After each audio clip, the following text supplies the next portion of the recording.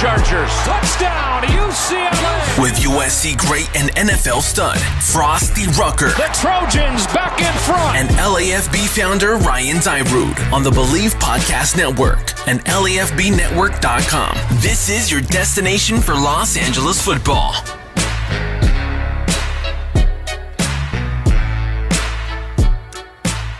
All right, Los Angeles, what's going on? Welcome back to the Bleav in LA Football podcast here on LAFBnetwork.com, also on the Bleav Podcast Network. I am Ryan Dyrud, co-host of the show with the great Frostee Rucker. Frost, what's going on, man?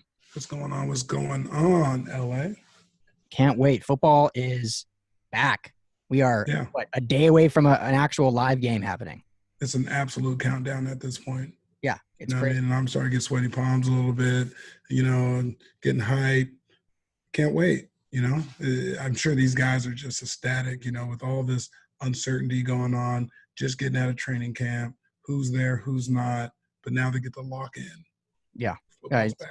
Exactly. What's it like for you being a player now that's going to year 2 of retirement? Do you get that itch, wish you were out there, or are you at peace saying, you know what, I'm excited just to be able to be a fan now and watch this?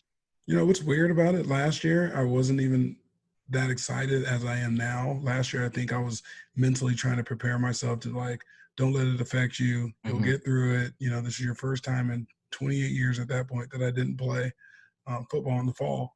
But this year, it's just the anticipation of not having sports for so long and, them getting to training camp and, starting this new venture on the LA Football podcast. It's helping me.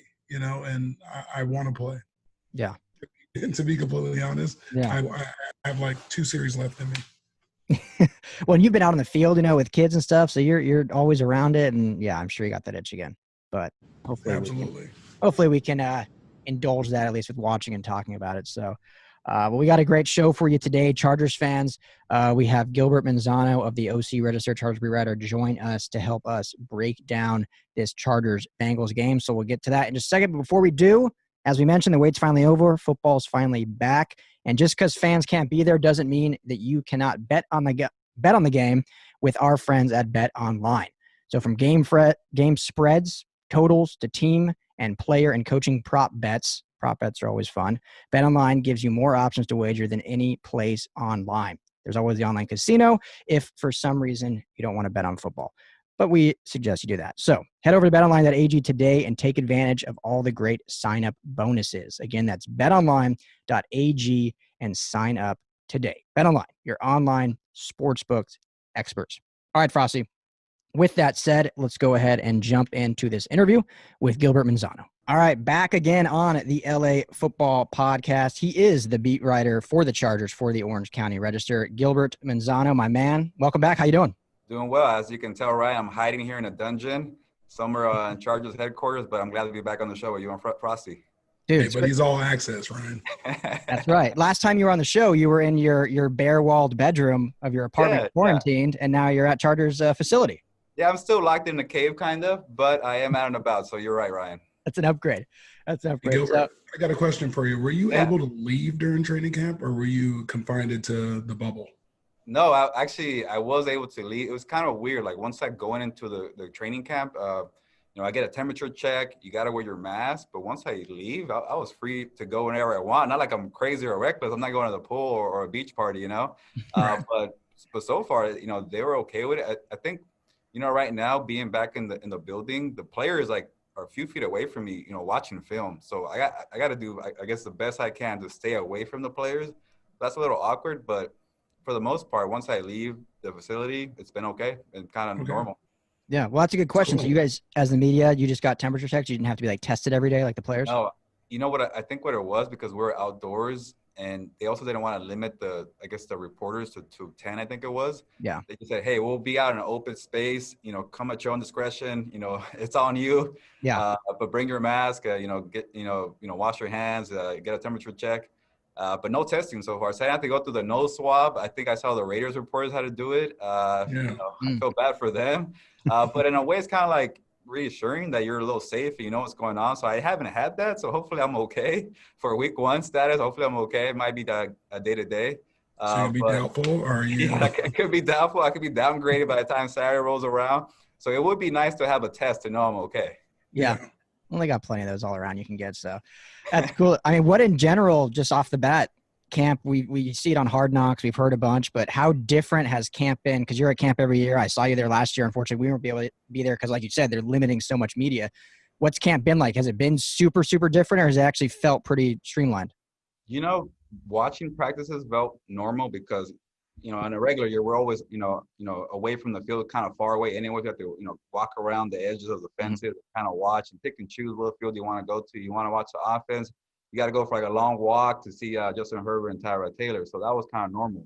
The weird part was after they were done, they needed to, you know, we needed to talk to them. So it was like a weird Zoom podium where they kind of walked away, you know, 50 yards away from the field. And then we went on to our own little tent area. And we all got on our laptops like I'm doing right now, and we just started talking like the same way we're doing now. And the weird thing was there's speakers out there, so you hear like a weird echo, or somebody has like a bad mic, and then they made a weird noise, and you're kind of like, oh, what's going on here? But other than that, the weird interviews, it was okay to watch when I needed to see to kind of, you know, write a daily notebook of who's doing well, who's doing not doing well. So other than that, it was okay. That's great to hear. Was there a lot of battles that you were expected to play out the way they did, or was there anything? Give us some juice. Come on, Gilbert. Give us some stuff. We couldn't you know what? I'm very surprised about the number 3 wide receiver job. Jalen Guyton won that job. I thought they were kind of maybe bluffing. They wanted to put in just somebody who has experience because it's a weird year. They're familiar with Jalen, second-year guy, but didn't have a reception a year ago. So he was in the practice squad.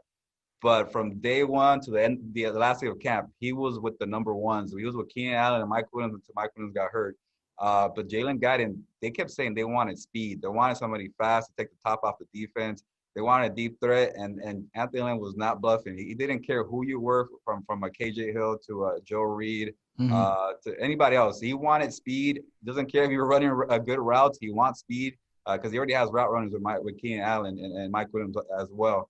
So that kind of surprised me. You know, the chemistry there with Tyrod Taylor and Jalen, I didn't see it too much. I saw it with KJ Hill, and that guy could flat out play. He gets open. He's a playmaker. He doesn't have the speed, but I think that just kind of shows you what the Chargers are really looking for, and that surprised me, you know, a lot. And another thing, maybe it wasn't too much surprising, but I'm surprised how good Joshua Kelly was. I heard good things about Joshua Kelly, but he was great from day one. I think he started out with the third team, and by the third or fourth day, he was with the ones. He never went back down. So Joshua Kelly came as advertised, maybe even better. But those two things really stood out to me. Yeah, I'm always rooting for guys like that. Totally. Yeah, from UC Davis to transferring to being a walk-on and now being in his hometown with the Chargers, that's a very great story. Oh, it's awesome, man. I thought he was so obviously we covered him last year at UCLA, but I thought he was underrated coming out into the draft. So it's good to see him doing well. And you mentioned the receivers, and I could totally see KJ Hill playing himself into a bigger role as the season progresses. But you mentioned Mike Williams. What can you tell us about his injury status? I know he's questionable. I know they're probably keeping it pretty close to the vest, but how's he looking for week 1? Yeah, it's a little weird. They're very optimistic about Mike Williams playing week 1. I've seen him out with a jersey and jogging and being on the rehab field and kind of doing some things here and there. You know, it's a shoulder thing, so you can run around. But can he catch the ball? Can he extend? Can he do all the things that Mike Williams is, known of doing? I don't know if he's ready for that come Sunday against the Bengals. But the OC, Shane Steichen, the head coach, Anthony Lynn, they keep saying he's a game-time decision. They feel very good about it. I think Shane Steichen even said, I look forward to seeing him on September 13th. Maybe on the sidelines, not having a jersey on. I don't know what he meant by that. There's a little push, like, come on, buddy. We need you. Mike, get ready, all right? But I don't know. I don't see it. Maybe it's a little too soon. And if Mike Williams is not out there, then you start seeing some of those young guys, Joe Reed and KJ Hill. Of course, Jalen Guyton's role increases. But after Mike Williams and Keenan Allen, those three guys I just mentioned, KJ, Joe, and Jalen, they don't have any career receptions in the NFL. So you're asking a lot from those guys to kind of step on week 1. Well, I mean, this season is going to be something that we've never seen. So why not, if you got to depend on these young guys to get these valuable reps and get these, their first career everything, why not this season, Yeah, you don't even have a preseason. They had one scrimmage. It wasn't even at SoFi Stadium. So you're kind of just throwing these guys into the fire. And like you said, Frostee, you got to live and learn. So why not throw them out there? Yeah. One little tidbit, though, KJ Hill going back to his home state, or at least where he played college ball. So maybe he shows out. Won't have any family in the stands, but maybe he'll show out for all the people watching on TV. Yeah, maybe. You know what? Guys from obviously it's Ohio State, the Ohio State. They have a strong following. Anytime I tweet about KJ Hill, they come and support KJ. So they really want to see him out there. So hopefully he's out there, and I'll tweet about good things about KJ. So I get a bunch of retweets and likes because they really support that guy. Dude, yeah. I mean, most receptions in Ohio State history with all those great receivers. So what not to love about him? But looking at the defense a little bit, obviously everyone knows about the horrible injury to Derwin James. Feel for that guy. Another big loss to the Chargers defense. But how's Nasir Adderley looked going into year 2? How's, Rayshawn Jenkins, who will kind of fill in there? How's the safety unit look at this point heading into week 1? You got to feel for Derwin James to lose a season, back-to-back season. I think he's going to miss about 27 games out of 32. Is just brutal. But I think the Chargers kind of learned their lesson from a year ago that you can't rely on one guy that much, because Derwin James did it all. 2018, he was guarding the best tight end. He was being a pass rusher. He was playing pass coverage deep. He was doing everything you wanted. And then once he went down last year, the first 11 games, you saw how they were lacking playmakers. They were lacking depth. They just needed more bodies. You can't ask a guy to do it all for you. So they brought in guys like Nasir, who's a second-year guy, but he was injured last year. And Nasir Adderley was a second-round pick in 2019. And they were kind of hoping he'll be like this number 2 to Derwin James, and we're not going to see that anytime soon. But him being healthy, he's out there. He's making plays. He has a knack for creating turnovers, just sniffing out the ball. So you have him this year. You add in like a guy like Chris Harris Jr. I know he's a cornerback, but you add depth. You add playmakers, a guy who could play in the nickel and on the outside. Now you can move Desmond King to a safety spot. Now you have a little more depth there. And you mentioned Rayshawn Jenkins. A year ago, they really want him to be a free safety. I think they kind of learned their lesson that you need to have these guys cross-train and be able to play both strong and free. And Rayshawn has experience playing strong. But I noticed in training camp before Derwin went down, they were using him a lot at the line of scrimmage. They wanted Rayshawn Jenkins to be comfortable back, moving from free to strong. So I think for week 1, you're going to see Rayshawn be the strong safety. Maybe at the end, I might name the starter today. But I think it might be Rayshawn at strong and Nasir at free safety to start out week 1. Like it, yeah. Looks good. Yeah, I like that. Yeah.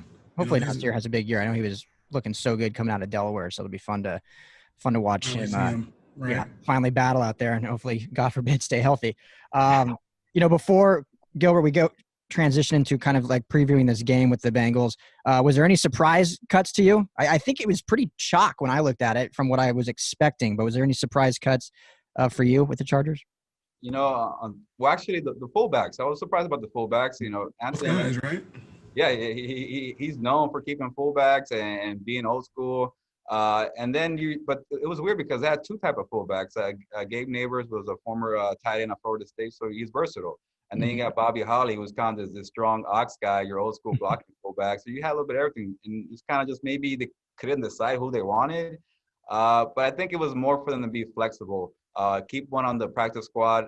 You look at the matchups on a weekly basis. If you need a fullback, you could bring up Gabe. But now you keep an extra tight end. Maybe a tight end could be a fullback. I don't know if Steven Anderson, who's known for blocking, could do that a little bit. You got Donald Parham Jr. from the XFL, who really stood out. But not having a fullback really surprised me. They had Derek Watt a year ago. But that kind of tells me that they're going to be very, I guess they're going to change a lot, this offense. I know Anthony Allen keeps telling me, we had a pandemic. There wasn't a lot of practice time, so we can't really change too much. But I think come, week 1 or week 2, you're going to see a whole different look with Tyrod Taylor and the Chargers. It's very interesting because I was thinking about the fullback position, thinking about we got these 3 running backs that they're going to be carrying the load together. Like you said, receiver down, you got new guys and fresh new guys trying to play. I thought they're going to rely on the run, and it's almost like the opposite, because if you got a fullback, tight end, swing guy, he can play the Y, and the H, and you do your split zones and whatnot. But I thought they were going to be heavy run this year, but looks a little different. Maybe it could be kind of one of those things where they just want to have a lot of these motions and trickeration and just deceiving teams or just moving guys in and out. And then you look at that right side, you keep running behind Brian Bulaga and Trey Turner, and maybe hopefully Mike Pouncey's healthy. Maybe they feel confident they don't need a fullback. That's what I was thinking. I mean, Yeah. they do got a strong old line on that right side. Well, the whole line to me looks very strong, but needing that fullback was something that I was counting on. And when they cut both of them, I was shocked. Yeah, but I think you'll see Gabe Neighbors come up and down a lot. So I think they're kind of thinking what you're thinking. But maybe they just couldn't. I don't think they could decide between the tight end. I mean, the tight ends. There were 4 of them, and they were probably thinking we wanted 3, and then wait, these guys are all good. We got to do something here. So I think that's probably what kind of happened. Yeah, it was cool to see them keep both XFL not both LA Wildcats, but Parnan played for the Renegades, and Storm Norton, who me and you, we hung out the digs all XFL season watching him. So I was pumped to see them both make it. Before we move on to the preview, I'm curious, Gabe, how many times have you used the word trickeration on an OC Register article? Actually, kind of often, because people keep asking me how to describe this new offense without Phillip Rivers. I'm like, it's going to be very tricky, trickeration. I kind of just made it up. I didn't even know it was a word, but I love it. Actually, I don't know. Actually, I gotta look at it. But nobody's caught me or called me out on that like you, Ryan. So I'm gonna do my research and make sure I'm using it right. But I think reception is better. Yeah. Just roll with it. What do you think? Question before the preview. So, like you just said, Phillip's gone. How's the team rallied behind these new 2 quarterbacks that are seamlessly been battling it out with a first-round pick? And how's that transition going? Is the team rallied the O-line? Because that was a lot of years by Phillip. Yeah. Sometimes it could be awkward in a locker room when you have a quarterback competition. Some guys are going this way, some guys are going the other way. But I think Anthony did a good job of establishing right away that this is Tyrod Taylor's team. He's going to be the starter. He didn't care that Cam Newton was out there as a free agent. He said Tyrod Taylor's a guy. He stuck to his word. And I think people kind of, they saw that. And he also said Justin Herbert's going to, it's going to be a wait and see developmental project. You don't want to rush a guy. And so far they've stuck to their guns. And I think maybe that's kind of helped the team to gravitate towards Tyrod Taylor. And this is our guy. This is our leader. We got to rally because he's not going anywhere in 2020 at least. But I think so far it's been okay with the leadership stuff. You do miss, Phillip Rivers. You did have Derwin James for a little bit. He's a guy who you want to, you feed off of. But you have guys like Trey Turner and Brian Bulaga, veteran guys that came in, Linval Joseph, Chris Harris Jr. So you added guys who've won Super Bowls and been team captains. And I think today we'll find out who the team captains are going to be. Melvin Ingram might be one of those guys. So I think you have plenty of leadership after Phillip Rivers. Yeah, and Tyrod seems just such like a natural leader anyway, and a lead by example. Not necessarily the most vocal, but even just seeing on Hard Knocks what he's doing, putting in work before anyone's there. So easy to gravitate towards a guy like that. I'm a huge fan of his. Yeah. Hated playing against him because it'll light you up. He could run, he could pass, he can do it all. But as a player watching film and being on the outside looking in, everyone I've heard that played with him and talked to, they love him. So I'm glad the team's gelling towards that. And like you said, Coach Lynn, putting that out there at the start so guys wouldn't be wavering in a competition that Tyrod's our guy and we're going to bring the other guy slowly along. And I think that'll play off good. Yeah, absolutely. So week 1 matchup with the Bengals, 1:05 kickoff in LA here, playing against the Cincinnati Bengals, Frostee's former team who drafted Frostee. Yeah. Gilbert, what matchups, I guess, are you looking for? I know me and Frostee were talking off air that the trenches are going to be interesting, O-line, D-line. But are there any matchups you're kind of looking for in this game for the Chargers to come out on top? Can I avoid the easy one with Joe Burrow, or can I go somewhere else? No. It's your time. Do whatever you want. For me, it's Joe Mixon, the running back. When you haven't had a preseason game or a joint scrimmage, and you got to bring down a guy like Joe Mixon without any live action really, or being physical or tackling out there, because once these injuries piled up for the Chargers with Mike Williams and Derwin James, Anthony Lynn toned it down. He's like, okay, that's it. We're not going to risk it here. So I think once you see, Joe Mixon getting a handoff, every other play, and you got to tackle that guy, and they're going to tire you. Can the defense, up top in the front 7 handle that, kind of a bruising back? And then also on the flip side for the Chargers, you got 3 guys there with Joshua Kelly, Justin Jackson, Austin Eckler. And it depends on who's going to be, who's well conditioned, who's going to, be out there to survive how physical it's going to be week 1 without any preseason games. That's what I'm looking forward to.